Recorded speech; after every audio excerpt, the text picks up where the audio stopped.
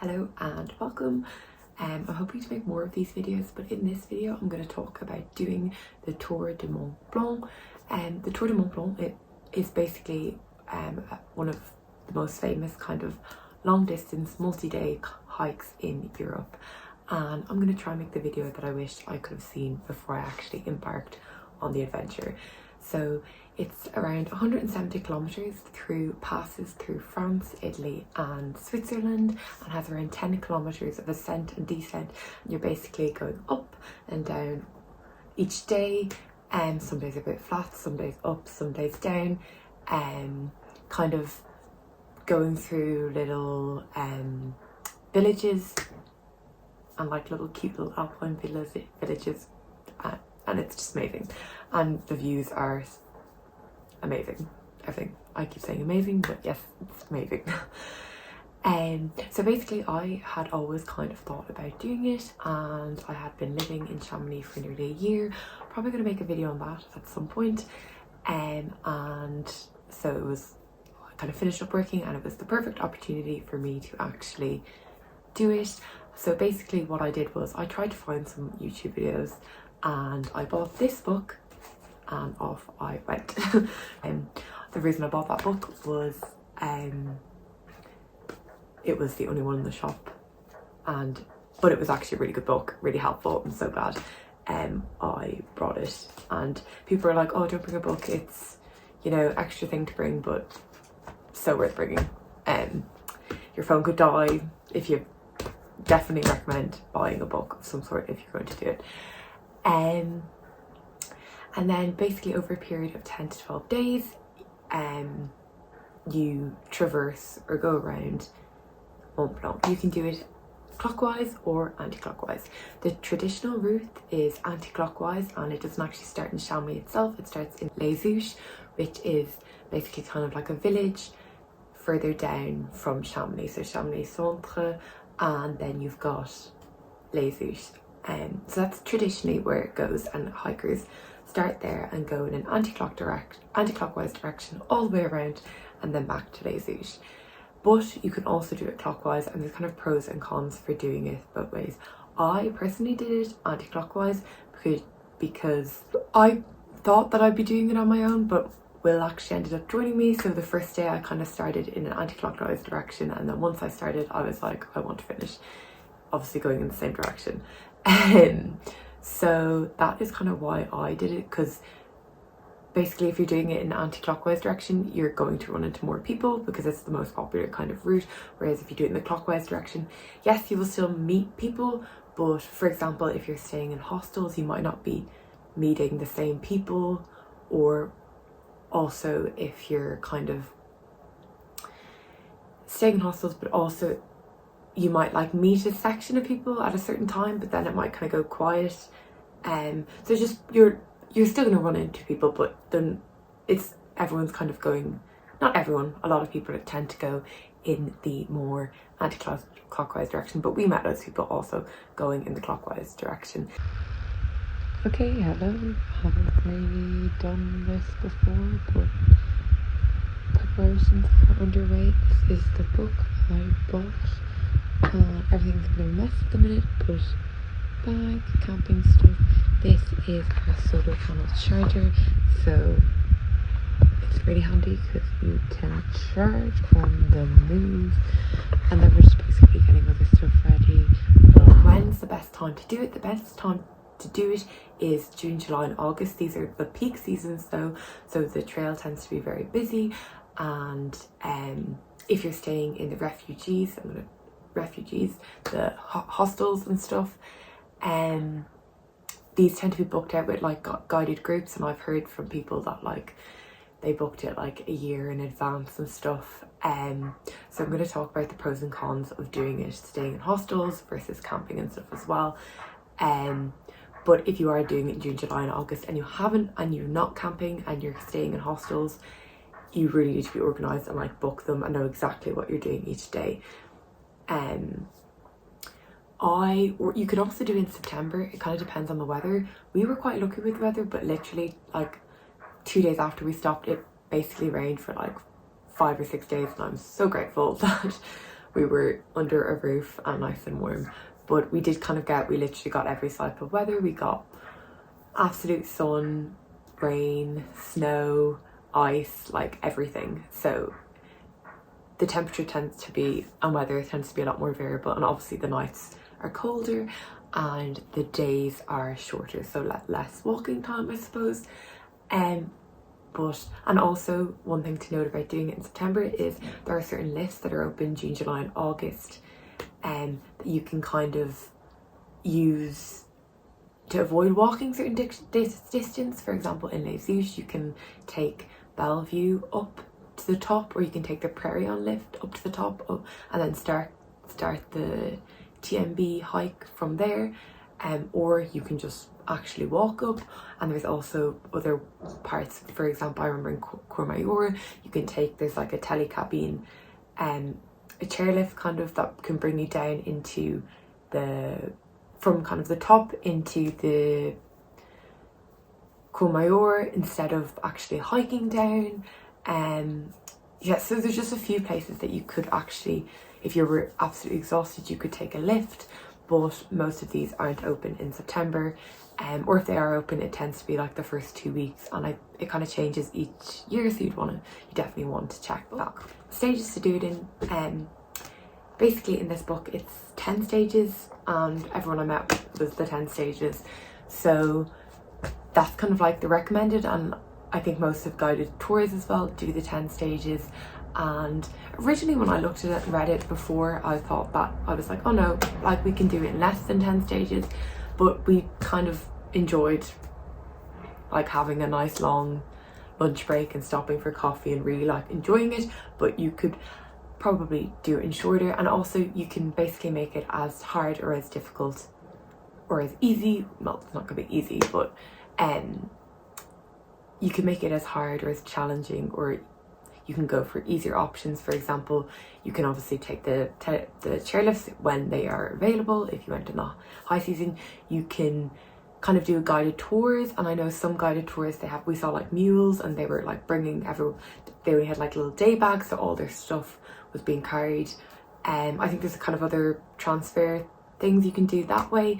You can also, if you're not camping, I'll talk about our experience camping, but if you're not camping, obviously you're not going to have to bring like your sleeping, well, I'd probably bring a bed liner, but like a big bulky sleeping bag, sleeping mat, tent, and like, I don't know, we had like cooking utensils and stuff like that, and way too much food.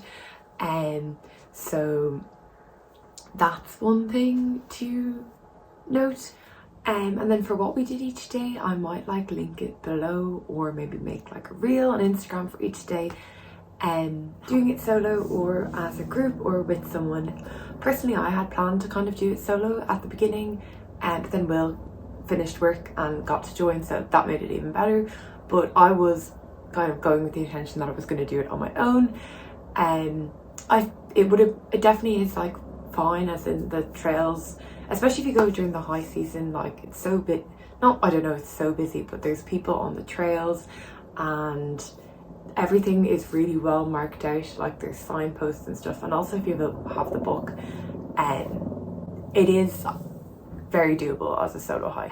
But then one thing, I don't know, that you might want to think about is, for me, we did it in September, so I would have been doing it on my own, and one night we were in the tent, and for some reason I woke up and I felt like kind of scared. I don't know why, and I kind of shouted Will's name, and then it was kind of stormy outside and stuff, and I don't know, I just woke up feeling really scared, which is kind of weird. I was like, why am I feeling scared? Like, you're fine, you're in a tent. I think it was like stormy outside, but then I kind of fell back to sleep and kind of forgot about it. But then the next morning, Will was going on about how he lost his flip-flop. No, how someone had taken his flip-flop, sorry. And I was like packing up the stuff, being like, what are you talking about? No one's taking the flip-flop. Like, why would you steal one flip-flop? But then it was when I got out of the tent and saw that my water sack, which had actually been full with water, and my hiking poles, were gone, was when I kind of realised that, oh my god, someone actually came and took that. So I don't know, the thought of me being in a tent on my own and them being outside the tent kind of freaked me out, and was kind of like, oh, I'm glad I'm not doing this on my own. But other than that experience, it would be fine. And actually a lot of people who, for example, girls who were doing it on their own were kind of staying in hostels. So in the end, we definitely brought too much food. Because you do kind of pass into valleys, but you need to be aware that, for example, we bought like the cheapest kind of nuts and stuff like, and trail mix and stuff to bring with us. And like some places we stopped, there was like a little shop, but it was like in this like tiny little town, and like very expensive, especially when you go into Switzerland. So yeah, it depends how what are you willing to sacrifice. And one thing to note is that if you're staying in refugees or in hostels, a lot of them have like meals included. And we ended up staying in 2 hostels, which was literally like 10 out of 10. I literally felt like I was in a hotel, and it was just like a little, like a dorm. I might like add in some videos or pictures. But they gave us like a breakfast, lunch and dinner. I'm vegan, and it was still like pretty good. Like I think starters was like some bread and tomatoes and olives and stuff, and like main course was the 2 times it was like lentils, rice, some salad, and then the dessert was like, one night I didn't have one, and then one night was like not frozen fruit, tinned fruit. It's actually really good. Camping definitely gives you more flexibility, but I don't know, I feel like because we went in September, I was really cold. Maybe you have a better camping setup, but I was quite cold. As in, the 2 nights we stayed in the hostels, it was really good because it was like they have breakfast at like 7:30, so everyone gets up, has their breakfast and then goes. It kind of gets you up and going in the morning. Whereas when you're in a tent, like I think it was when we stayed in, was our 3rd or 4th day, Le Champex, I think. Yeah, it like snowed that night. I woke up in the morning. Only actually kind of fell asleep at like 6 o'clock in the morning. So then we ended up like not getting up till 9, and then like taking down the tent and everything. And then it was so cold. We ended up like making couscous and like eating it like basically in the bathroom. There's like a little sheltered area that we could find. And so definitely did kind of slow us down, for example, that day, because yeah, you definitely feel a lot fresher and like ready to go after like a proper meal and like a good night's rest in a refuge. If you're bringing camping stuff, you kind of want to use it as much as possible. So that's kind of our take on it. And then hostels, I think, are kind of, you'd want to check, but I think they could be like €50. For example, that would include breakfast, dinner and your stay. Some of them are like €35 with like, maybe that's not including breakfast or dinner. Camping can be like €7. I think camping the glaciers in Le Folly was, I think, like €28 for 2 people in one tent. So I think it kind of changes. Not changes, it kind of depends on the size of your tent, if it's you're 1 or 2 people. So yeah, you can kind of check that out online as well. One thing to note is that I kind of heard before I went that everything was gonna be booked out, but in September it's kind of not high season anymore. So a lot of the people we met were actually like kind of calling the hostel, if they were staying in a hostel, the day in advance, just to be like, would you have a place for 1 or 2 the following day? So you can definitely do it in September without kind of booking things in advance, but obviously we weren't really relying on that. That's just from my experience of staying the 2 nights in a hostel, because other than that we were camping. But just if you wanted to still kind of do it using the hostels or just not camping at all, it is possible, because I don't know, online and everything I read, it was like no, everything was booked up. But we met a lot of people who were just, they didn't have any camping stuff with them, and they were just kind of doing it by phoning up each day or like emailing or something like that. One thing to note as well is that the days, some of them are like, might only be like 15 kilometers, 20 kilometers, and kind of, even for me looking at that, I was like, my god, that's nothing.